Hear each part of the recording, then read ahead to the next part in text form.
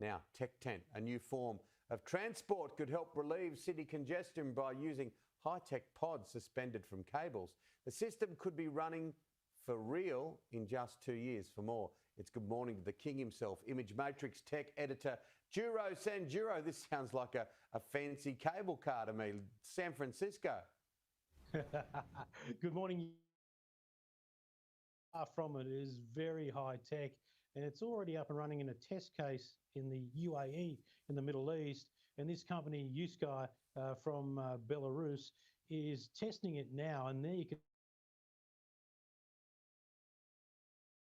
like a business class seat, and they can travel up to 150 kilometers per hour. And unlike a traditional cable car, they aren't stuck with one going in a slow speed. You can have a number of these. So here's the sort of plan. You have these sort of slung around the city. They do look pretty cool, actually. When they light up at night, they sort of have this really nice lighting effect as well. But they're a much cheaper way. I think the company said like it was $150 million US for just a kilometre or a mile or so of subway, whereas it's only about 10 million US for one of these to go up. So the figures anyway are very big when it comes to traditional infrastructure. And you can see here, you can link them up to buildings, and it's a much cheaper way to go.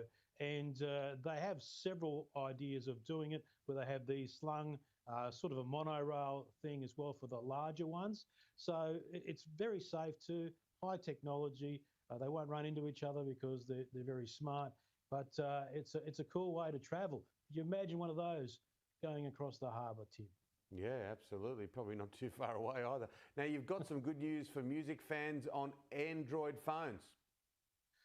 Yeah, so a lot of Android users out there. And one of the things, there's a little bit of a market here in the music business. So Apple Music is available on Android, and I've used both phones obviously all the time.